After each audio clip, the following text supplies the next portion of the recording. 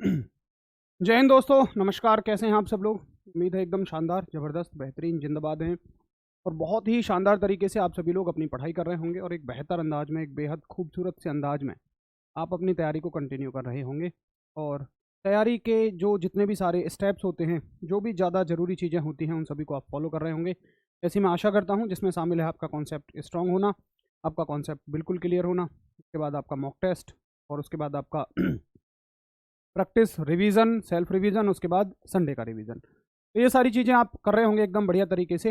अभी बिल्कुल बहुत शुरुआत है, तो आप अगर इन चीज़ों को अभी से करेंगे तो काफ़ी हद तक आपको अच्छे रिजल्ट्स मिलेंगे। और रिजल्ट क्या मतलब, आप सिलेक्शन के लिए बिल्कुल अपने आप को 100% मजबूत बनाते हुए चलेंगे। आएंगे सभी एक बार। आरव हैं, अभिषेक हैं, सलोनी हैं, प्रीति चौहान हैं, तुषार हैं, सृष्टि हैं। लीनियर मोशन ही पढ़ा रहे हैं ना? प्लीज़ बताइए। ललित यादव, हाँ भाई ललित, लीनियर मोशन ही अभी चलेगा। आज हम लीनियर मोशन को ख़त्म करेंगे, उसके बाद हम 2D मोशन पे चले जाएंगे। यश हैं, अंजलि हैं, वेद प्रकाश हैं, नीरज, गरिमा हैं, अशोक हैं, सुजीत हैं। सभी दोस्तों को मेरा good morning, good morning, good morning, आदाब, सत श्री अकाल, जय श्री राम, राधे राधे। बताओ भाई अपने हालचाल, एक बार हालचाल जरूर बताओ। हालचाल का अच्छा होना बहुत ज़रूरी है। विजय कुमार हैं, अभय हैं, सुनील हैं, नीरज हैं, भूपेंद्र जी हैं हमारे साथ, और हमारे साथ जुड़ चुके हैं राजकुमार, राजू भैया जुड़ चुके हैं और जी हमारे साथ हैं Sachin Sharma, Prateek Mishra. Delta to alpha, alpha to delta, future radio operator का जय हिंद सर, बहुत बढ़िया। रश्मि, कविता, अंकित, शरीक, मोहम्मद, मोहित कुमार हैं, अविनाश हैं, तारिक भैया हैं, तुषार हैं, वीरपाल जी हैं, इंद्रेश, शिखर शुक्ला हैं, और हमारे साथ हैं हरदयाल, पवन, राजकुमार, मानसी शर्मा। बहुत बढ़िया। बताओ एक बार सभी लोग अपने हालचाल कैसे हैं आप सभी के हालचाल? खुश तो हैं एकदम, मज़ेदार, ज़बरदस्त तो हैं? तो कल तक जो हमने बात करी थी वो हमने कल स्टार्ट कर दिया था मोशन, और जिसमें हमने मोशन में क्या क्या पढ़ा था कि हम 1D और 2D दो तरह का मोशन पढ़ेंगे। और 1D हमने स्टार्ट कर दिया था। 1D में 2 पॉइंट पढ़े थे, डिस्टेंस और डिस्प्लेसमेंट। उसके बाद हमने कुछ क्वांटिटीज़ देखी थी, स्पीड और वेलोसिटी। उसके बाद हमने एवरेज वेलोसिटी, फिर हमने एक्सेलरेशन के बारे में सीखा था, और हमने एक्सेलरेशन की कुछ इंपॉर्टेंट चीज़ें पढ़ी थी, और हमने उसके बाद कुछ ग्राफ पढ़े थे। बेसिक ग्राफ है, बहुत आसान ग्राफ है, ज़्यादा उसमें ध्यान नहीं देना है। उसके बाद हमने डिफरेंशिएशन मेथड पढ़ा था। डिफरेंशिएशन मेथड में हमने देखा था कि अगर हमें डिस्प्लेसमेंट दिया जाता है तो हम कैसे वेलोसिटी निकाल सकते हैं, और अगर हमें डिस्प्लेसमेंट दिया जाए तो कैसे हम एक्सेलरेशन भी निकाल सकते हैं। वेलोसिटी की ही मदद से एक्सेलरेशन भी निकल जाता है। चलो तो ये हो गए आपके यहाँ तक की बात।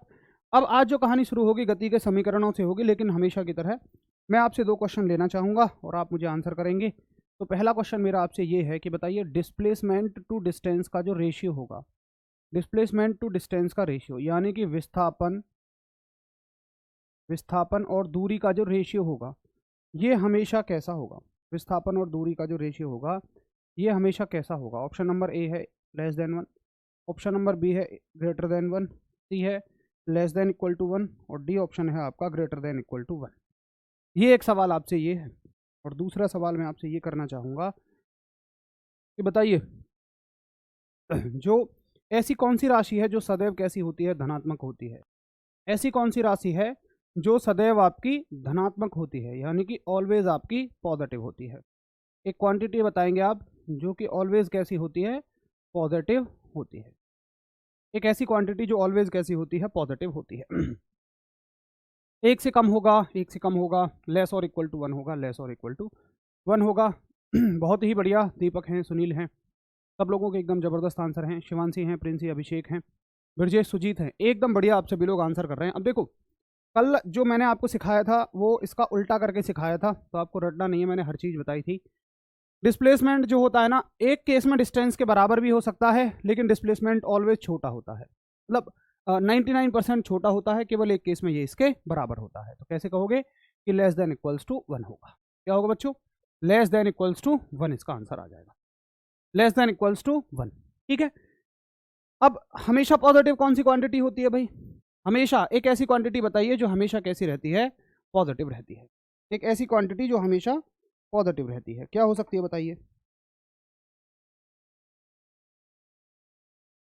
एक ऐसी क्वांटिटी बताएंगे जो हमेशा आपकी पॉजिटिव रहती है, जो हमेशा पॉजिटिव रहती है। तो दूरी, बहुत बढ़िया, यश। डिस्टेंस, अगर हम डिस्टेंस और डिस्प्लेसमेंट की बात करेंगे तो डिस्टेंस जो है वो हमेशा पॉजिटिव रहती है। कौन सी? डिस्टेंस। डिस्टेंस का मतलब दूरी। दूरी कैसी रहती है? हमेशा पॉजिटिव रहती है। दूरी हमेशा पॉजिटिव रहती है। तो भाई ये हो गया आपका कल का रिवीजन। अब चलते हैं आगे, और आज जो हम पढ़ेंगे, आज पढ़ेंगे इक्वेशन ऑफ मोशन, गति के समीकरण। तो गति के समीकरणों में सबसे खूबसूरत सी बात क्या है, आते तो सबको होंगे कि v बराबर u plus a t, s बराबर u t plus half a t square और वी स्क्वायर बराबर यू स्क्वायर प्लस 2as। ये पैरामीटर्स क्या क्या हैं? u होता है किसी भी बॉडी का प्रारंभिक वेग, इनिशियल वेलोसिटी। मान के चलिए कि मैं 10 मीटर पर सेकंड से चल रहा हूँ, किसी ने मुझे धक्का दिया तो मेरी वेलोसिटी बढ़ के 20 हो गई। तो मेरी इनिशियल कितनी थी 10, फाइनल कितनी हो गई है 20। अब अगर किसी ने फोर्स लगाया है, धक्का दिया है, मेरी वेलोसिटी में परिवर्तन हुआ है, तो डेफिनेटली एक्सेलरेशन आया है, त्वरण आया है, बिल्कुल आया होगा। और मान लो इस समय में मैंने कुछ दूरी भी तय की, तो ये 5 पैरामीटर हमारे पास हो जाते हैं। इन पांचों पैरामीटर्स में हमें जो रिलेशन देती हैं वो गति के तीनों समीकरण देते हैं। ठीक है, इक्वेशन भाई आपको क्लासेस रिकॉर्ड तो मिलती हैं, एप्लीकेशन पे रिकॉर्ड रह जाती हैं। अब देखो बच्चे, क्लास का नोटिफिकेशन नहीं आया, ये चीज़ें आपको नहीं सोचनी है यार। जब एक क्लास डेली 8 बजे होती है, मान लो ऑफलाइन क्लास होती, तो क्या तुम्हें कोई घर से कॉल करता? तो एक चीज़ का समय बांध दो भाई, 8 बजे क्लास होनी है तो होगी। अगर नहीं होगी तो जरूर आपको इन्फॉर्मेशन मिल जाएगी, लेकिन वैसे तो हर कंडीशन में होनी है। तो देखिए, ये पांचों में से आप क्या देखेंगे कि हर एक इक्वेशन हमें 4 पैरामीटर के बीच में रिलेशन दे रही होगी। जैसे कि ये हमें वी यू ए और टी के बीच में रिलेशन दे रही है, ये हमें एस यू टी और ए के बीच में रिलेशन दे रही है, ये हमें वी यू ए और एस के बीच में रिलेशन दे रही है। हर एक इक्वेशन हमें 4 पैरामीटर्स के बीच में रिलेशन देती हुई नजर आती है। अब देखिए क्वेश्चन क्या आता है, क्वेश्चन आता है कि गति का पहला समीकरण जो होता है, फर्स्ट इक्वेशन ऑफ मोशन जो होती है, ये किन किन के बीच में रिलेशन देती है, ये किस किस पैरामीटर्स के बीच में संबंध प्रदान करती है। तो आप क्या करेंगे, आप हर इक्वेशन का, जिस भी इक्वेशन के लिए आपसे पूछा जाएगा, आप उस इक्वेशन का पहला पैरामीटर और लास्ट का पैरामीटर उठा के लिख देना। जैसे पहली इक्वेशन में क्या आ रही है, पहली इक्वेशन में आ रहा है आपका वेग और समय। पहला पैरामीटर क्या है, वेग और दूसरा क्या है, समय। तो पहली इक्वेशन आपको किस किस के बीच संबंध दे रही है, वेग और समय के बीच में, वेलोसिटी एंड टाइम के बीच में रिलेशन दे रही है। ठीक है, यही इसका आंसर हो जाएगा। अच्छा बताइए, अगर सेकंड के लिए पूछा जाए, सेकंड इक्वेशन ऑफ मोशन आपसे पूछी जाए तो क्या लिखोगे? सेकंड इक्वेशन ऑफ मोशन, गति का दूसरा समीकरण किन किन पैरामीटर्स के बीच में रिलेशन देता है, बताइए। सभी लोग बताएंगे गति का दूसरा समीकरण किन किन पैरामीटर्स के बीच में रिलेशन देता है। मैथ्स की क्लास नहीं हुई थी कल, शायद भाई कोई इशू रहा होगा। आपको जो नोट्स मिलते हैं भाई दोस्त, नोट्स मिल जाते हैं हमारे रोजगार विद अंकित एप्लीकेशन पर, और पीडीएफ सेक्शन में आपको नोट्स मिल जाएंगे सारे। और आपकी तो क्लास के बराबर में पीडीएफ होती है, जहाँ पे क्लास आती है ना बैच में, क्लास के बराबर में व्यू पीडीएफ का ऑप्शन आ जाता है। First law of motion Ankit velocity और टाइम के बीच में रिलेशन देता है। सेकंड बताएंगे जल्दी से सभी लोग, दूरी और समय के बीच में। विजय कुमार पटेल का सबसे पहला आंसर आया है, और ऐसे बच्चे, पढ़ने वाले बच्चे तब एक्टिवेट होते हैं जब उनसे कुछ पूछा जाए। डिस्प्लेसमेंट एंड टाइम, बहुत ही बढ़िया। आपका चली गई दूरी यानी कि डिस्प्लेसमेंट और आपका टाइम के बीच में रिलेशन देता है। डिस्प्लेसमेंट एंड टाइम के बीच में, किस किस के बीच में, डिस्प्लेसमेंट एंड टाइम। तो डिस्प्लेसमेंट का मतलब क्या हो जाएगा आपका, विस्थापन, और टाइम का मतलब हो जाएगा समय। तो विस्थापन और समय के बीच में रिलेशन देता है। वहीं अगर आपसे पूछ लिया जाए कि थर्ड इक्वेशन ऑफ मोशन किसके बीच में संबंध देती है, थर्ड इक्वेशन ऑफ मोशन, तो बताइए। आप कहोगे सर वेग और दूरी के बीच में संबंध देती है, यानी कि वेलोसिटी एंड डिस्प्लेसमेंट, विस्थापन और वेग के बीच में ये हमें संबंध देती है। तो पहला पैरामीटर उठाइएगा और आपका लास्ट का पैरामीटर उठाइएगा, आपका काम हो जाएगा।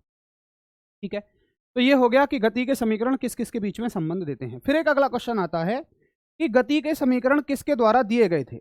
गति के समीकरण किसके द्वारा दिए गए थे। तो बच्चे जो गति के समीकरण है ना, ये आपके सर गैलीलियो गैलीली, तो गैलीलियो याद रख लेंगे बस हम, सर गैलीलियो जी द्वारा दिए गए थे।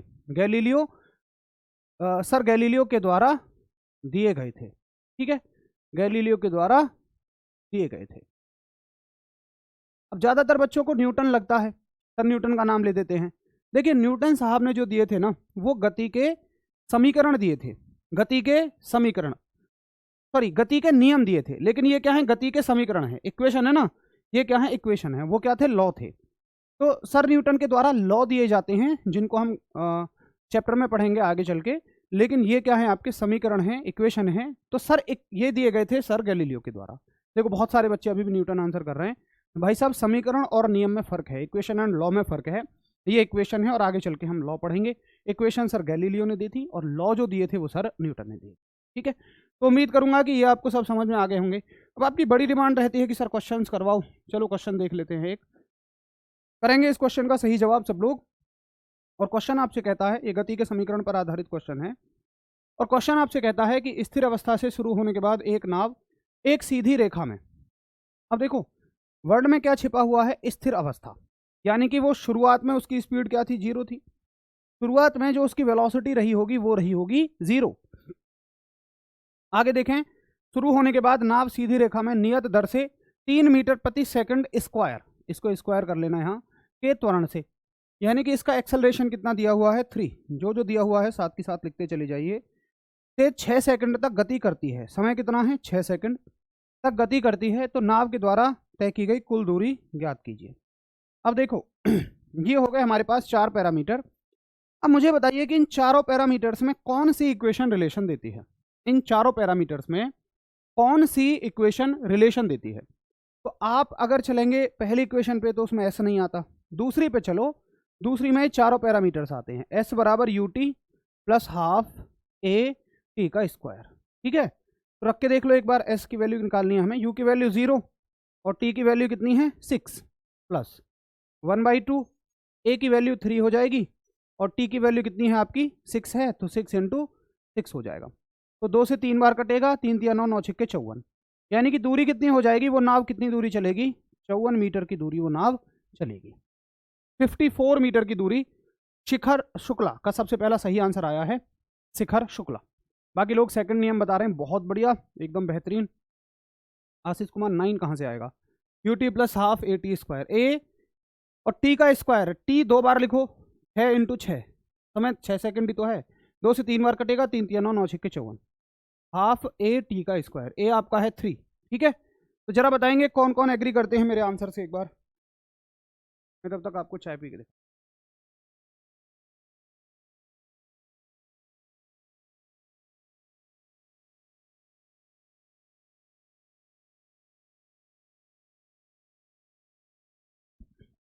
चलो भाई अमित कुमार जी नहीं, आपके मैसेज हमें नहीं दिखाई दे रहे। 54 मीटर हो जाएगी, 54 मीटर हो जाएगी। ठीक है, चलो तो ये हो गया एक सवाल। अब चलते हैं अगले सवाल पे, अगले सवाल का आंसर करो।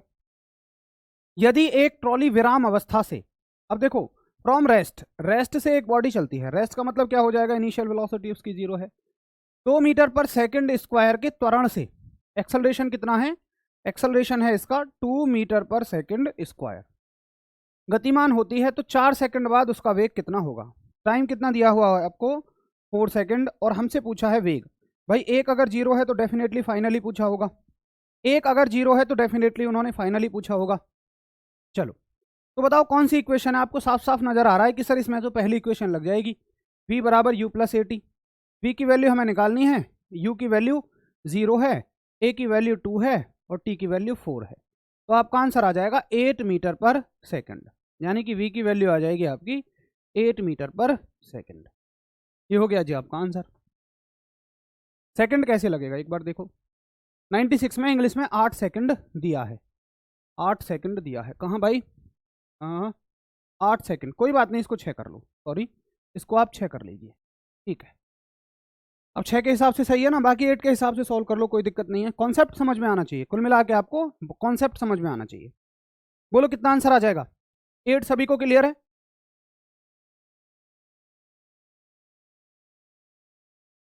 बहुत बढ़िया, 8 मीटर पर सेकंड, सभी का आंसर बिल्कुल 8 है, वेरी गुड। केमिस्ट्री की क्लास केवल हेड ऑपरेटर वाले बच्चों को लेनी है। आगे देखेंगे तो ये हो गए आपके 2 सवाल। अब देखो अगला टॉपिक पढ़ेंगे हम, गुरुत्व के अधीन गति, motion under the free fall. बहुत जबरदस्त टॉपिक है, बहुत मस्त टॉपिक है। देखिए जैसे जो आपकी गर्लफ्रेंड होंगी, जब आपको लात मारती हैं तो आपकी गति जो होती है ऐसे करके होती है, या तो इधर की तरफ होगी या तो इधर की तरफ होगी, ठीक है। लेकिन मान लो आपको छत से धक्का दे दें तो आपकी गति जो होगी वो ऊपर नीचे होगी। अब समझना मेरी बात को, देखिए एक बाइक है, अगर एक बाइक है और हमें उसको आगे पीछे गति करानी है, एक बाइक है या मान लो एक बॉल है, सिंपल एक बॉल है, बॉल को हमें आगे पीछे अगर गति करानी है तो मान लो मैं यहाँ रखी हुई बॉल से ये कहूँ कि बॉल बॉल तुम चलो, बॉल आगे चलो, बॉल तुम आगे चलो, तुम कर सकती हो, you can do it, Sandeep Maheshwari का मोटिवेशन उसे सुना दूं, तो क्या बॉल चल पाएगी? जी नहीं। हमें उस पर एक फोर्स लगाना पड़ेगा। बोलो मेरी बात से आप सहमत हो? हमें उस पर एक बल लगाना पड़ेगा, तब जाके वो आगे या पीछे की तरफ चलेगी। और आगे हम पढ़ेंगे कि फोर्स का फॉर्मूला क्या होता है। फोर्स का फॉर्मूला होता है m इंटू ए, यानी कि बल लगाने का मतलब आप किसी m द्रव्यमान की बॉल को a एक्सेलरेशन दे रहे हो, यानी कि यहां पर हम a एक्सेलरेशन देते हैं, हम a एक्सेलरेशन देते हैं। अब जैसे बाइक है, मान लो बाइक को आगे पीछे चलाना है, तो उसमें क्या लगा हुआ है? इंजन लगा हुआ है। उसमें क्या लगा हुआ है? इंजन। अरे भाई क्या दिक्कत हो गई यार? कोई बात नहीं, उसको थोड़ा बहुत तो आप सही कर लेना। यूटी प्लस हाफ, अरे यार तुम छोटी छोटी बातों पर होते हो बच्चों की तरह। लो भाई साहब अब ठीक है, ये तो यार सब जानते होंगे अगर हम इसका यहाँ पे सही इस्तेमाल कर रहे हैं, कई बार तो हमने सही इस्तेमाल भी किया है उसका। चलो देखो अगर हम एक बाइक है, बाइक को हमें फोर्स लिखना है, सॉरी बाइक को हमें एक्सेलरेशन देना है, यानी कि जैसे हमें बाइक को चलाना है तो एक्सेलरेशन का मतलब आपको फोर्स देना है, और फोर्स का मतलब आपने वहां पे इंजन लगाया हुआ है, ठीक है। लेकिन मुझे आप एक बात बताइए, अगर आप अपनी छत से किसी बॉल को छोड़ते हैं तो क्या बॉल को जब आप फोर्स देंगे ऐसे करके तभी वो नीचे जाएगी, या प्यार से आप ऐसे छोड़ दोगे आराम से तो भी वो नीचे चली जाएगी? यस या नो बोलना, बहुत ध्यान से समझने की बात है भाई साहब। किसी भी बॉडी को ऊपर या नीचे आने के लिए एक्सेलरेशन की जरूरत तो है, त्वरण की जरूरत तो है, यहां पर हमें देना पड़ रहा है। लेकिन अगर आप ऊपर और नीचे का मोशन देखेंगे, ऊपर और नीचे का मोशन देखेंगे तो आप कहेंगे जी बिल्कुल भी ऐसा नहीं है कि हमें उसे त्वरण देना पड़े, ऐसा बिल्कुल भी नहीं है कि हमें उसे खुद से कुछ देना पड़े ऐसा बिल्कुल भी नहीं है कि हमें उसे खुद से कुछ देना पड़े, उसको जैसे ही हम छोड़ेंगे वो अपने आप ही नीचे चली जाएगी। बोलो सही कह रहा हूं? यानी कि क्या मतलब है? मतलब ये होता है कि जब हमें आगे पीछे मोशन कराना होता है तो हमें त्वरण एक खुद से देना होता है, लेकिन जब ऊपर नीचे मोशन की बात हो रही है तो हम जो त्वरण है ना वो जी लेते हैं। जी क्या है? एक्सेलरेशन। किसका? ग्रेविटी का। आपने पढ़ा होगा ग्रेविटेशनल एक्सेलरेशन, ग्रेविटेशनल एक्सेलरेशन यानी कि गुरुत्वीय त्वरण। जब हम किसी चीज को ऊपर से नीचे फेंकते हैं तो कौन सा त्वरण लगता है? गुरुत्वीय त्वरण लगता है। तो बस याद रखना कि इस तरह के मोशन के लिए, इस तरह के मोशन के लिए जो आपका एक्सेलरेशन लगता है उसको हम ए बोलते हैं, लेकिन ऊपर नीचे वाले के लिए पृथ्वी का लग जाता है। पृथ्वी अपने आप खींच लेती है, पृथ्वी किसी भी चीज को अपनी तरफ खींच लेती है। अब किसी को भी कुछ भी समझ नहीं आया हो मान लो, तो आप इतनी कहानी को याद ही मत रखिए, भूल जाइए इसको, और आप केवल ये याद रखिए कि जब ऊपर नीचे मोशन होगा तो जो गति के समीकरण थे, गति के कितने समीकरण थे? 3। v बराबर u plus a t, s बराबर u t plus half a t का स्क्वायर, और v स्क्वायर बराबर यू स्क्वायर प्लस 2as। इसको आप थोड़ा सा बदल देना। कैसे बदल देना? v को तो v रखेंगे हम, v बराबर u, और a की जगह रख देना g। a की जगह क्या रखना? g। s की जगह रखना हाइट, क्योंकि जब ऊपर नीचे मोशन होगा तो चली गई दूरी को ऊंचाई कहोगे, और ऊंचाई बराबर हो जाएगा यू टी प्लस हाफ, ए की जगह रख देना जी, जी टी का स्क्वायर, और वी स्क्वायर बराबर यू स्क्वायर, ए की जगह रख देना जी, और एस की जगह एच रख देना, ठीक है, 2gh। अब देखिए ऊपर, जब आप ऊपर जाते हो, जब किसी चीज को ऊपर फेंक रहे हो तो आप पृथ्वी की चाहत के विपरीत काम कर रहे हो। कैसे भाई? पृथ्वी चाहती है कि हर चीज नीचे आए, लेकिन जब आप किसी चीज को ऊपर फेंक रहे हो तो पृथ्वी उसको नीचे खींच रही है, चीज ऊपर जा रही है। आप ऊपर की तरफ फोर्स लगा रहे हो, पृथ्वी नीचे फोर्स लगा रही है। तो ऊपर जाते समय जी की जो वैल्यू है, ऊपर जाते समय जी की जो वैल्यू है उसको पॉजिटिव लेना, और नीचे आते समय जो जी की वैल्यू है उसको निगेटिव ले लेना, ठीक है। तो फॉर्मूले में प्लस या माइनस कोई सी एक चीज आपको लेनी है। ऊपर अगर कोई चीज जा रही है तो जी की वैल्यू आपको लेनी है निगेटिव, सॉरी जी की वैल्यू लेनी है आपको निगेटिव, और जब नीचे जा रही है तो पॉजिटिव लेनी है। ऊपर जा रही है तो निगेटिव लेनी है, और जब नीचे आ रही है तो पॉजिटिव लेनी है, ठीक है। बस इतना सा चेंज करना है। बताइए क्या आप समझ पाएंगे? बहुत ही बढ़िया। आ जाए फ्री फॉल में ग्रेविटेशन होता है, वेरी गुड। क्या इन समीकरणों में इतना चेंज करके ऊपर और नीचे वाले मोशन के लिए हम इन्हें बना सकते हैं? बहुत ही बढ़िया सुजीत। जी जो होता है पृथ्वी का गुरुत्वीय त्वरण होता है, जिसके दो मान होते हैं, एक 9.8 होता है और एक 10 होता है। क्वेश्चन में अगर हमें 10 मिलेगा तो ठीक है, नहीं तो हम 9.8 लगा देंगे, सही है। बाकी 9.8 क्यों होता है, 10 क्यों होता है, ये हम आगे चल के पढ़ेंगे, बहुत अच्छी तरीके से हम इसको सीखेंगे।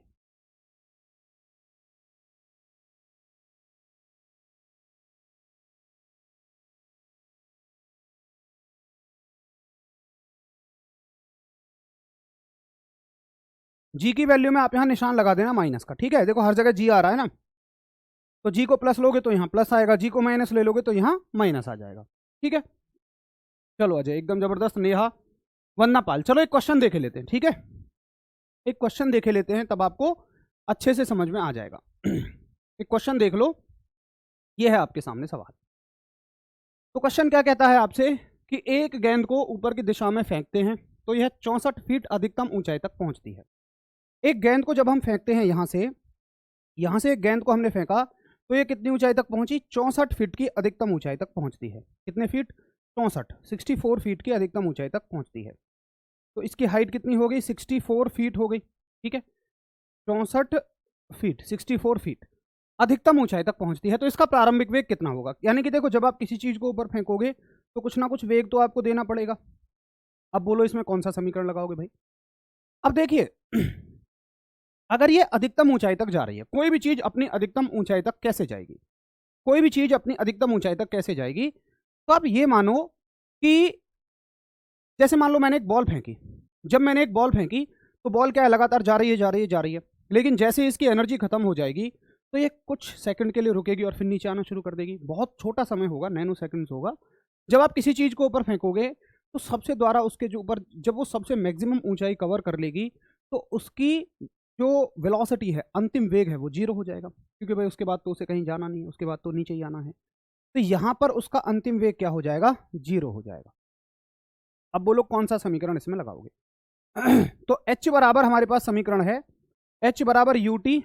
अब बोलो प्लस लोगे कि माइनस, UT प्लस लोगे कि माइनस हाफ GT स्क्वायर, ठीक है। पहले बताओ प्लस लोगे कि माइनस लोगे, बताओ जी। प्लस लोगे कि माइनस, ओनली जी ही नेगेटिव या पॉजिटिव लेना है, बिल्कुल अनु, केवल जी की वैल्यू को ही आप पॉजिटिव और नेगेटिव लेना, बाकी किसी चीज को नहीं लेना है। ऊपर जा रहे हैं तो अजय ने आंसर कर दिया कि नेगेटिव लेना है। अजय बहुत शानदार आंसर कर रहे हैं भैया, बहुत बढ़िया, आपके कॉन्सेप्ट एकदम जबरदस्त क्लियर है। सेकंड वाला इक्वेशन ठीक है।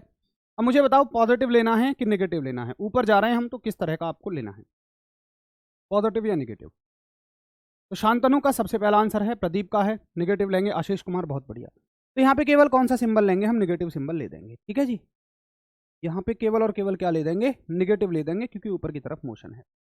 अब देख लो जरा H की वैल्यू कितनी है भाई, H की वैल्यू है 64, U की वैल्यू हमें निकालनी है, ठीक है। अच्छा वैसे तो इसमें देखो अगर तुम ये वाला इक्वेशन लगाओगे ना तो T है ही नहीं हमारे पास, ये कहाँ से लगाओगे, T तो हमारे पास है ही नहीं, तो ये नहीं लगाएंगे हम लगाएंगे इसमें तीसरा समीकरण। कौन सा, तीसरा, वी स्क्वायर बराबर यू स्क्वायर माइनस 2GH। अब इसमें T नहीं होता, हमारे लिए आसान हो जाएंगी चीजें।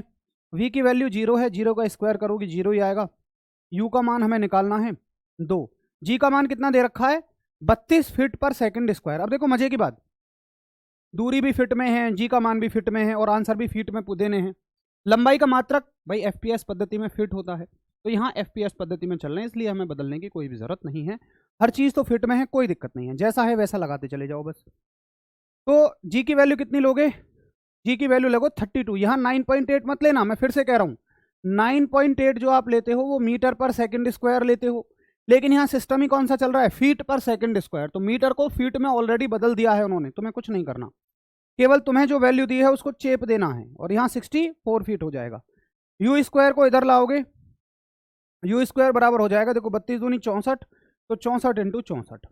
जब इसका वर्गमूल लोगे तो यहाँ से यू बच जाएगा और इसमें से कोई एक बच जाएगा, तो इसका आंसर आ जाएगा 64 मीटर पर सेकंड। तो कई सारी बात इसमें क्लियर हो गई है आपकी कि कब हमें मात्रकों को बदलना होता है और कब हमें नहीं बदलना होता, ठीक है। एक आसान सा सवाल था आपके सामने, और आपको यह भी क्लियर हुआ होगा कि जी की वैल्यू इसमें कैसे लेनी थी, पॉजिटिव लेनी थी या नेगेटिव लेनी थी। एक बार और देखेंगे फिर से कि जब तो इनिशियल वेलोसिटी से फेंकोगे जब भी तो कोई चीज़ ऊपर जाएगी, और मैक्सिमम जाने का मतलब ये हो जाएगा कि उसका अंतिम वेग 0 हो जाएगा और उसकी ऊंचाई 64 फीट है। तीसरा समीकरण लगाओगे, अंतिम वेलोसिटी का मान 0 है, शुरुआत की हमें निकालनी है, 2g का मान 32 है, h का मान 64 है, सॉल्व करोगे आंसर आपका 64 आ जाएगा, बदलने की कोई ज़रूरत है नहीं। अंशुमन कहते हैं ब्रिटेन का क्वेश्चन है एफपीएस में, वाह क्या जबरदस्त एकदम एनालॉजी लगाई है। 64 फीट क्या पूछी थी, वेलोसिटी पूछी थी तो 64 फीट पर सेकंड, हाँ बिल्कुल बहुत बढ़िया, 64 फीट पर सेकंड इसका आंसर आ जाएगा। 64 फीट पर सेकंड इसका आंसर आ जाएगा। तो इस तरह से भी क्वेश्चन दिए जा सकते हैं, आपको बार बार चेंज नहीं करने हैं वहां पे जाके। तो ये आपका आसान था। केवल क्या करना है आपको, गति का दूसरा समीकरण इसमें लगा देना है। ठीक है जी। सर मैं लाइव क्लास में हूं क्या? नहीं अंकित, तुम लाइव क्लास में नहीं हो, तुम चंद्रमा से दिख रहे हो मुझे, तुम चंद्रमा पे खड़े हुए हो भैया। सर मेरा कमेंट विजिबल है। रंजीत नहीं, तुम्हारा कमेंट नहीं दिख रहा है। ठीक है, और अच्छे से कमेंट करो एक बार, बढ़िया शानदार सा। चलो, तो ये हो गया आपका क्या, गति के समीकरण। अब ये हो गया आपका 1D मोशन। अब चलते हैं 2D मोशन की तरफ। 1D मोशन आपका फिनिश हो चुका है, और अब जो हम कहानी कहने जा रहे हैं वो कहने जा रहे हैं भैया 2D मोशन की, यानी कि द्विविमीय गति की। अब देखिए 2D मोशन का मतलब क्या होता है 2D मोशन का मतलब क्या होता है। केमिस्ट्री की क्लास रेडियो ऑपरेटर के लिए, अंजलि गौतम तुम्हारा यही डाउट बना रहेगा क्या आएगा, फिर भी तुम यही पूछती रहोगी, बता तो दिया। रेडियो ऑपरेटर वालों को नहीं लेनी है, असिस्टेंट ऑपरेटर वाले लेना, सॉरी हेड ऑपरेटर वाले। रेडियो ऑपरेटर तो सभी हैं, असिस्टेंट भी है, हेड भी है। असिस्टेंट और हेड पूछो, 12वीं वाली भर्ती के लिए नहीं लेनी है, और जो डिप्लोमा वाली भर्ती है उसके लिए लेनी है। ठीक है जी। चलो अब देखिए सेकंड, अब देखते हैं हम 2D मोशन यानी कि द्विविमीय गति। 2D मोशन का मतलब क्या होता है, द्विविमीय गति का मतलब क्या होता है कि जब आप 2 डायमेंशन में गति करा रहे हो। जैसे कि मान के चलिए हमने कल जो एग्जांपल लिए थे वो किसके लिए थे, बिल्कुल आप एक सीधी रेखा में चल रहे हो, बाइक लेके सीधे सीधे चले जा रहे हो, कुछ नहीं देख रहे हो, तो आप एक डायरेक्शन में चल रहे हो। लेकिन अगर आप चरख में बैठ जाते हैं, जो झूला होता है गोल गोल घूमने वाला, अगर आप उसमें बैठ जाते हैं तो भैया उसमें बैठने का मतलब क्या है कि आप दोनों डायरेक्शन में चल रहे हैं, एक्स में भी चल रहे हैं और वाई में भी चल रहे हैं। तो कोई भी किसी भी तरह का ऐसा मोशन जिसमें दोनों डायरेक्शन कवर होती हैं, एक्स और वाई, उसको कहेंगे हम 2D मोशन। और उसमें पहला मोशन जो आता है आपका प्रोजेक्टाइल, और दूसरा आता है एंगुलर। 1 बाय 1 सबके बारे में समझेंगे। इसको अभी होल्ड पे डाल दो, पहले इसको पढ़ेंगे आराम से आज, और फिर कल इसको पढ़ेंगे। तो आज शुरू करते हैं प्रोजेक्टाइल मोशन। अब देखिए जी प्रोजेक्टाइल मोशन क्या होता है, प्रक्षेप्य गति क्या होती है। देखिए एक तो होता है कि किसी चीज का बिल्कुल गोल गोल घूम जाना, एक तो होता है कि किसी चीज का बिल्कुल गोल गोल घूम जाना, और एक होता है किसी वस्तु का यहां से चली और यहां तक बस ऐसे रह गई, आधी गोल घूम रही है। जैसे कि अगर मान के चलिएगा आप एक फुटबॉल को किक करते हैं, ये आपकी फुटबॉल है, और अगर आप इस फुटबॉल को किक करते हैं तो भाई साहब किक करने के बाद ये किस रास्ते से जाएगी, ऐसे ऐसे करके ऐसे चली जाएगी और यहाँ की गिर जाएगी। भाई कुछ इसी तरह का रास्ता तो बनाएगी, और खूबसूरत तरीके से देखें तो कुछ इस तरह का रास्ता ये बनाएगी। पूरा ही नहीं आ रहा। अगर किसी फुटबॉल को आप किक करते हैं तो वो इस तरह का रास्ता बनाती है। और अगर आप किसी मिसाइल को लॉन्च करते हो, अगर आप किसी मिसाइल को लॉन्च करते हो तो मिसाइल का रास्ता भी ऐसा ही रहता है। अगर आप किसी रॉकेट को लॉन्च करते हो तो रॉकेट का रास्ता भी ऐसा ही रहता है। अगर आप किसी चीज को फेंकोगे ना, ऐसे सीधा फेंकोगे, तो वो कभी सीधी जाएगी ही नहीं, क्योंकि पृथ्वी उसको लगातार खींचेगी और उसका जो रास्ता है वो ऐसा ही बन जाएगा। तो यहाँ पे आप देखो ये वस्तु एक्स में भी चल रही है, वाई में भी चल रही है। तो यहाँ देखो ये यहाँ से यहाँ तक गई है, इसका मतलब एक्स में गई है, और ये यहाँ से इतनी ऊंचाई तक गई है, इसका मतलब वाई में भी गई है। तो ये आपकी एक्स में भी चल रही है और वाई में भी चल रही है। इस तरह के मोशन को बोलेंगे हम प्रोजेक्टाइल मोशन, यानी कि प्रक्षेप्य की गति। ठीक है, बहुत बढ़िया अखिलेश कुशवाहा, वेरी गुड। अब देखिए पहला सवाल क्या आता है यहाँ से, पहला सवाल ये आता है कि भाई जैसे इस रास्ते का नाम आपने दिया एक सरल रेखा, ठीक है जी, इस रास्ते को आप कह देते हो सर्कल, कह देते हो वृत्त, कह देते हो, उसको आप स्ट्रेट लाइन कहते हो, इसको सर्कल कहते हो, वृत्त कहते हो। तो आप इसको क्या कहोगे भाई, इस रास्ते का नाम क्या होगा, ये तो आधा अधूरा है, तो इस रास्ते का नाम होता है पैराबोलिक। क्या होता है, पैराबोलिक। मैंने लास्ट में कहीं ना कहीं लिख दिया होगा ये, कि प्रक्षेप्य का जो पथ होता है वो कैसा होता है, पैराबोलिक होता है, परवलाकार होता है। ये बहुत इंपॉर्टेंट सवाल है कि ये इस रास्ते का नाम क्या है, जो एक बॉडी प्रोजेक्टाइल के दौरान तय करती है, इस रास्ते को आप क्या नाम दोगे। तो भैया इस रास्ते का नाम हो जाएगा आपका प्रोजेक्टाइल। ठीक है, अब देखिए और इसमें क्या क्या पूछा जाता है। इसमें पूछा जाता है अगर आपने किसी वस्तु को फेंका है तो वो अधिकतम कितनी ऊंचाई तक जा सकती है, वो अधिकतम कितनी ऊंचाई तक जा सकती है। यहाँ आपकी एच मैक्सिमम आपसे पूछी जाएगी, अधिकतम ऊंचाई। एच मैक्सिमम का मतलब अधिकतम ऊंचाई। अब देखो अगर आपसे कोई बोलेगा कि इसकी वेलोसिटी कितनी है, वेलोसिटी, तो वेलोसिटी इसकी ये है, यानी कि हमने इसको मान लो u वेलोसिटी से फेंका है। ठीक है, अब मेरी बात को बहुत ध्यान से सुनते रहना, जो थोड़ा सा भी घबराएंगे, अरे भैया इलिप्टिकल है यार, कहाँ से इलिप्स बात दिख रहा है तुम्हें, ये है चचा कहते हैं आकाश भैया इलिप्स तुमने कह दिया, मुझे ये बताओ, पीएचडी करने में 7 साल लगते हैं, तब जाके एक रिजल्ट निकलता है, तुम लोग यहाँ 1 सेकंड में रिजल्ट निकाल देते हो। ये एलिप्स है कहीं से भी, कैसी बात कर रहे हो यार। देखिए, ये मान लो यहाँ से एंगल जो है बन रहा है थीटा। मेरी बात को बहुत ध्यान से सुनना, बहुत ध्यान से सुनना, कि मैं कह रहा हूं कि मान के चलिएगा तुमने किसी बॉल को किसी एंगल थीटा पे फेंक दिया, किसी बॉल को किसी एंगल थीटा पे फेंक दिया। अब बॉल है रास्ते में, यहां से तुमने किसी एंगल पे फेंक दिया, ऐसे अपने हाथ से किसी एंगल से फेंका। अब बॉल है रास्ते में, क्या तुम फेंके गए एंगल को बदल सकते हो? क्या बॉल से कहोगे ए बॉल तुम पीछे आओ, दूसरा एंगल से जाओ? क्या तुम कह सकते हो? जी बिल्कुल नहीं कह सकता। यानी कि अगर तुमने बॉल को फेंक दिया तो थीटा तो फिक्स हो गया। तो अब हम देखेंगे कि जब थीटा फिक्स है, बहुत ध्यान से सुनना, जब थीटा फिक्स होगा तो कितनी ऊंचाई तक बॉल जाएगी। तो बॉल का फॉर्मूला, ऊंचाई तक जाने का फॉर्मूला हो जाएगा you square sine square theta upon 2g। You formula direct याद रखेंगे, ये मत गुणा भाग लगाना कि कहां से आया कैसे आया, वो पूरी की पूरी आपकी डेरिवेशन होती है जिसकी हमें कोई जरूरत नहीं है। You square sine square theta upon 2g। You क्या है? इनिशियल वेलोसिटी, प्रारंभिक वेग। थीटा क्या है? फेंका गया एंगल।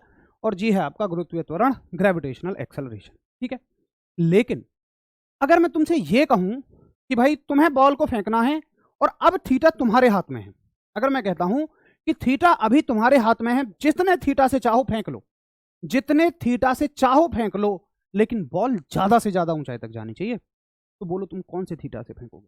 अगर तुम्हें दिमाग है तो थोड़ा सा सोचो कि तुम कितने एंगल से फेंकोगे। तुम ऐसे फेंकोगे, तुम ऐसे फेंकोगे, तुम ऐसे फेंकोगे, बोलो। तुम चाहते हो कि बॉल ज्यादा से ज्यादा ऊंचाई तक जाए, तो तुम ऊपर की तरफ फेंकोगे, सीधा फेंकोगे, या किसी एंगल से प्रोजेक्टाइल पे फेंकोगे, प्रक्षेप पे फेंकोगे? जरा मैं तुमसे आंसर लेना चाहूंगा, अगर आप थोड़ा सा इसमें दिमाग लगा लेते हैं तो मजा आ जाएगा।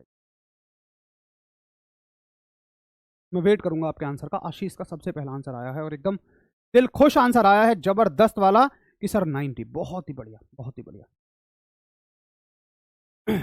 सर प्रोजेक्टाइल मोशन के कॉन्सेप्ट की सर्च किसने की थी? रंजीत भैया, रामपाल चाचा ने की थी।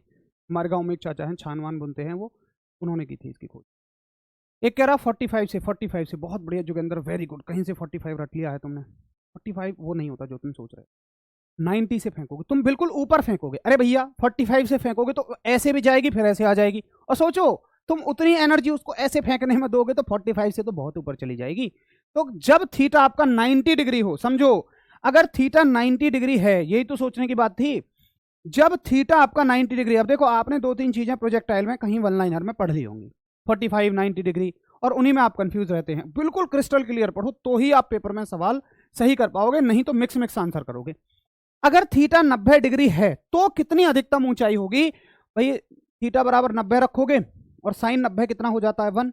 अगर तुम यहाँ साइन स्क्वायर, मतलब इस फॉर्मूले में साइन स्क्वायर 90 रखोगे, साइन 90 1 हो जाता है, 1 का स्क्वायर 1 हो जाता है, तो ये तो पूरा 1 बन जाएगा। क्या बचेगा? You square upon 2g। यानी कि अगर आपसे कहे ये भी एच मैक्सिमम है, ये भी एच मैक्सिमम है, थीटा देगा तो ये फॉर्मूला लगा देना, थीटा ना दे तो ये फॉर्मूला लगा दे। और क्वेश्चन क्या बनता है? क्वेश्चन बनता है अधिकतम ऊंचाई के लिए थीटा को कितना होना पड़ेगा? आप कहोगे जी 90 डिग्री होना पड़ेगा। वैसे तो ये भी एच मैक्सिमम है, लेकिन अगर क्वेश्चन आता है कि बताइए अधिकतम ऊंचाई के लिए थीटा को कितना होना पड़ेगा, तो थीटा को होना पड़ेगा 90 डिग्री। थीटा को क्या होना पड़ेगा? 90 डिग्री। ये बच्चे जो भी भाई ऐसे सोच रहे हैं कि सर हमारा कमेंट दिख रहा है नहीं दिख रहा है, मुझसे कमेंट करके पूछ रहे हैं, तो इनके कमेंट मुझे बिल्कुल नहीं दिख रहे। और यहाँ बैठा लाजपत नगर में, लाजपत नगर सेक्टर 7 में एक चश्मे की दुकान है, बहुत अच्छी चश्मे की दुकान है, वो उसको पहन लें तो सबके कमेंट यहाँ बढ़िया आएंगे। चश्मे पहन के कमेंट करना, एकदम जबरदस्त कमेंट आएंगे। या एक चैनी खैनी भी आती है 10 रुपए की, उसको खाओ, रगड़ा मार के और ऐसे लगाओ, बिल्कुल कमेंट सीधा आता है यहाँ तक। मैं बहुत सारे बच्चों ने किया है। चलो भाई बहुत बढ़िया। चलो हाँ जी अमन, बिल्कुल आपकी फरमाइश को बिल्कुल पूरी करेंगे। अभी तुम कल को कहोगे सर यहाँ लहंगा पहन के आओ, तब उसमें पढ़ाओ। इतनी फरमाइश तुम लोग करते हो, तुम 400 बच्चे यहाँ पढ़ रहे हो, 400 के 400 एक फरमाइश करेंगे, 400 फरमाइश हो जाएंगी। बोलो कहाँ तक कौन कितनी फरमाइश पूरी करेगा दोस्त तुम्हारी? जब तुम्हें यहाँ सिखा रहे होते हैं तब तुम वहाँ फरमाइश झाड़ रहे होते हो, फिर कहते हो सर 90 कहाँ से आया, सर हमने तो देखा ही नहीं, सर तुम कहाँ से आ गए, सर तुमने कब पढ़ाया, अरे तुम कहाँ से थे? भाई पढ़ने पे फोकस करो, पढ़ने पे जो जितना पढ़ाया जा रहा है उसमें भरोसा रखो, पढ़ो। अगर तुम फरमाइश ही करते रह गए तो तुम्हारा दिमाग फरमाइशों पे ही रहेगा, जो तुम्हें पढ़ाया जा रहा है उस पर तुम्हारा दिमाग कभी आएगा ही नहीं। मुझे सच में कोई दिक्कत नहीं होती है, मुझे तो भाई 400 में से 100 बच्चे पढ़ने वाले मिल जाएं मैं खुश हूं। लेकिन भाई तुम्हारा क्या होगा? तुम ये भी तो सोचो कि तुम जब यहाँ पढ़ा रहे होते हैं, कमेंट कर रहे होते हो, कमेंट पे तुम्हारा ध्यान रहता है, उसके बाद तुम फिर ये कहते हो ये कहाँ से आ गया, तुम कहाँ से आ गए, भानु कहाँ से आ गया, आशीष कहाँ से आ गया, भाई फिर क्या होगा। ठीक है जी, तो ये हो गया आपका किसके बारे में, अधिकतम ऊंचाई के बारे में। क्या सभी को क्लियर है? एक बार थम्स अप करेंगे। क्या सभी को क्लियर है? ऊंचाई के लिए सभी को चीजें क्लियर हैं? अखिलेश कहते हैं सर आप पढ़ाओ, ये ऐसी बातें करते रहे। अखिलेश मैं परेशान नहीं होता बिल्कुल भी, मुझे कोई दिक्कत नहीं है, मैं मस्त आदमी हूँ। ठीक है जी, तो क्या हो जाएगी, एच मैक्सिमम से क्वेश्चन इस तरह से आएगा, उम्मीद है आप इसको क्लियर कर देंगे। अब चलते हैं आगे। अब देखिए दूसरा क्वेश्चन आएगा कि बताइए जब आप किसी चीज को फेंक रहे हो, जब आप किसी चीज को फेंक रहे हो तो कितने एंगल पे फेंको कि वो ज्यादा से ज्यादा दूरी तक जाए।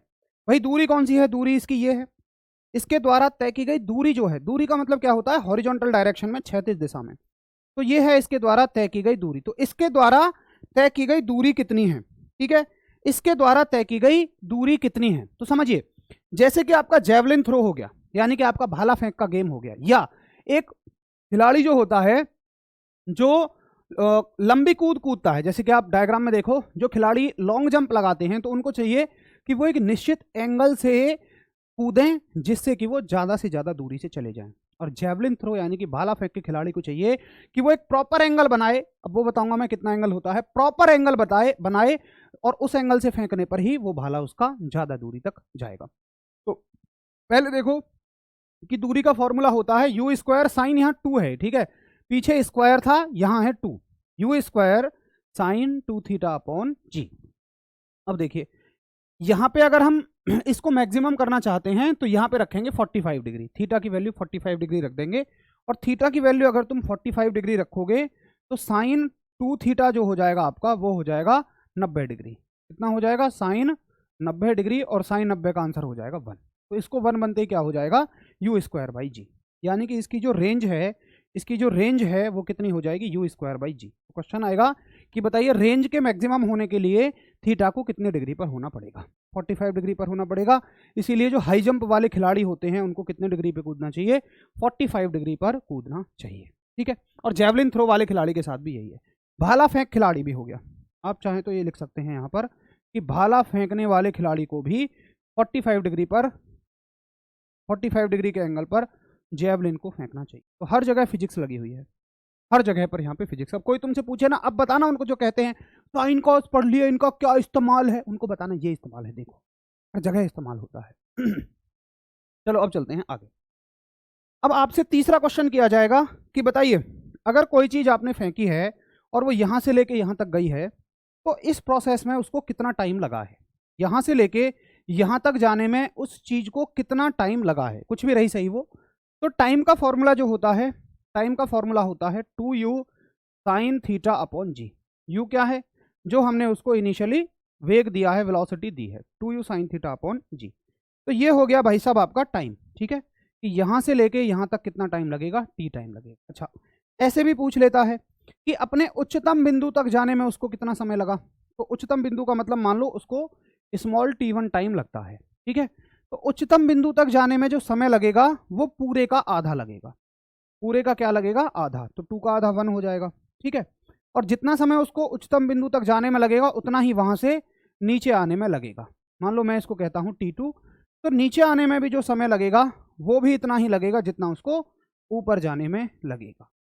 उम्मीद है आपको ये बात समझ आ गई होगी कि टोटल टाइम t है और आपका जो ऊपर जाने तक और उससे नीचे आने तक का जो टाइम है वो सब आधा आधा होता चला जाएगा। क्या क्लियर है? एक बार बताएंगे सभी लोग, क्या प्रोजेक्टाइल मोशन में आपको इतना क्लियर है? टाइम ऑफ फ्लाइट, तो 3 चीजें आपको याद रखनी है। सुजीत कहते हैं 45 डिग्री पर r बराबर 4h, बहुत ही बढ़िया सुजीत, वेरी गुड, लिख के ले लो, तुम्हारा सिलेक्शन है। आज मैं कह रहा हूं सुजीत भाई तुम्हारा सिलेक्शन निश्चित है। अगर तुम्हें ऐसे फैक्ट्स प्रोजेक्टाइल मोशन के याद हैं तो मैं आशा करूंगा कि बाकी सारी चीजें भी तुम्हें याद होंगी।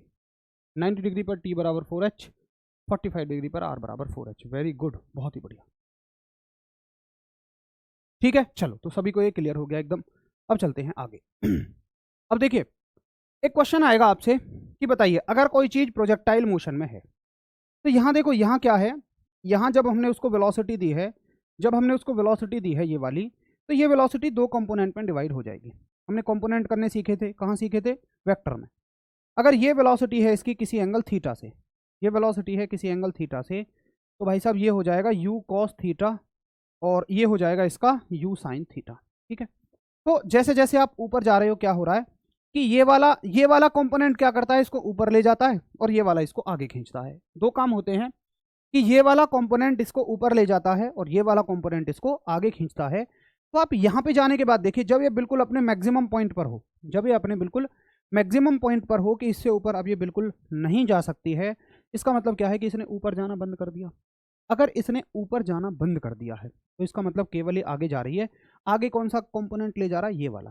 तो पूछा जाता है कि बताइए, जो जब कोई बॉडी अपने टॉप पॉइंट पर होगी, मैक्सिमम हाइट पर होगी, तो उसमें केवल कौन सा कंपोनेंट रह जाता है, कौन सा घटक रह जाता है? आप कहोगे सर क्षैतिज घटक केवल रह जाता है। केवल कौन सा कंपोनेंट रह जाता है उसमें? हॉरिजॉन्टल कंपोनेंट केवल रह जाता है, उसके अलावा कोई कंपोनेंट नहीं होता है।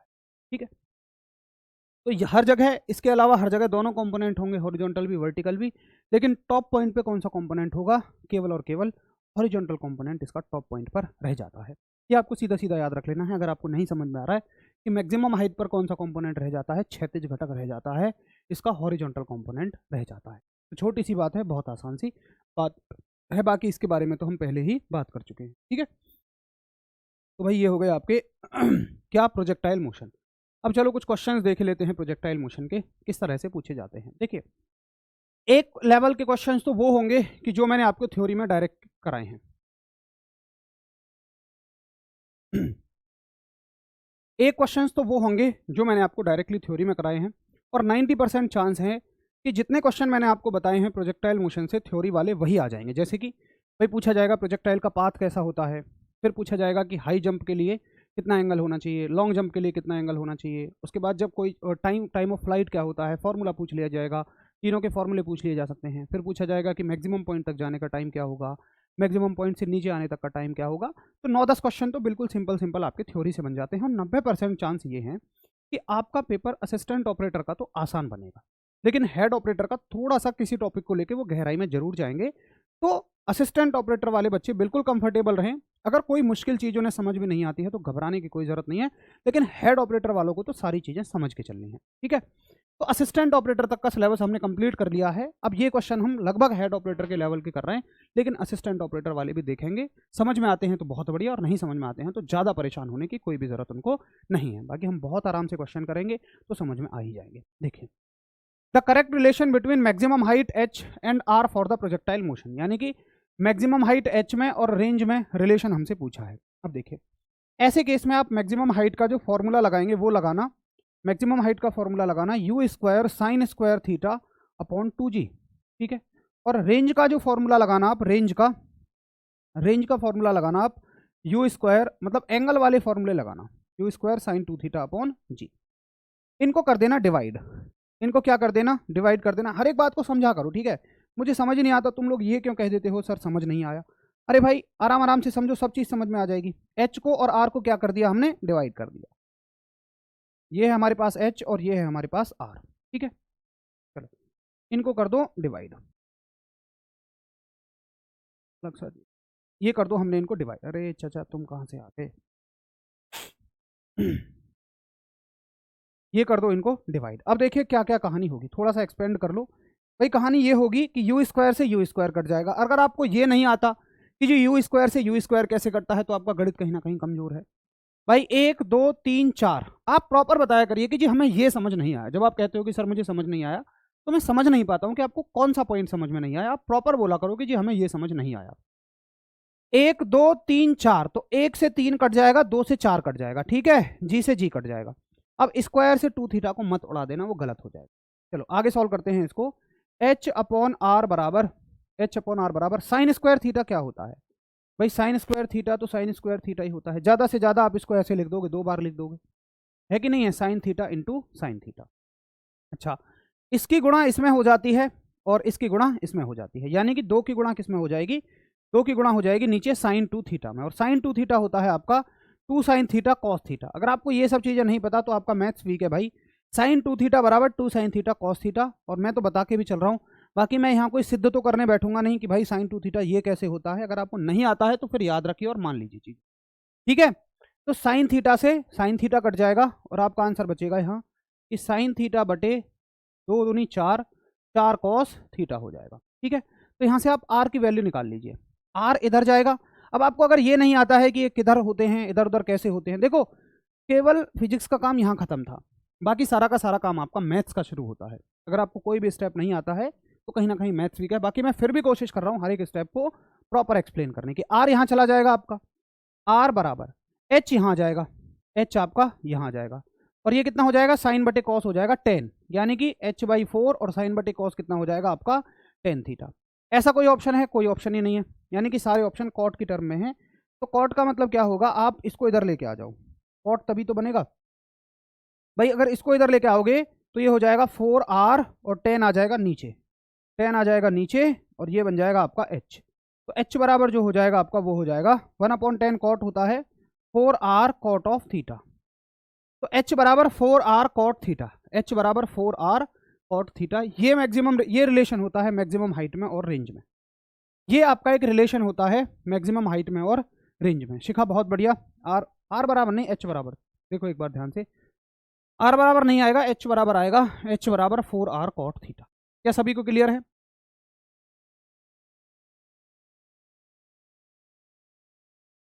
आर बराबर, सॉरी ये h तो इधर ही रह गया यार, गड़बड़ कर दिया शायद यहाँ से। एक बार दोबारा देख लेंगे कि आर को आप इधर ले जाइए, किसकी वैल्यू निकालनी है दोबारा देख लो एक बार। आर को फ्री करो पहले, आर को इधर ले जाओगे या इसको ऐसे ही रहने दो, h बटे आर बराबर साइन बटे कॉस बन जाएगा 10, तो ये हो जाएगा आपका 10 थीटा/4। लेकिन ऑप्शन है कॉट की टर्म में, तो इसको इधर ले आओ, इसको इधर ले आओ, ये इधर लेके आओगे तो 4h हो जाएगा और 10 आ जाएगा नीचे, 10 थीटा, और ये हो जाएगा आपका आर, यानी कि आर बराबर हो जाएगा आपका 4h कॉट थीटा। आर बराबर 4h कॉट थीटा, सॉरी भाई सेकंड ऑप्शन आएगा। ठीक है, बिल्कुल सही आप लोग कह रहे थे, सेकंड ऑप्शन आएगा।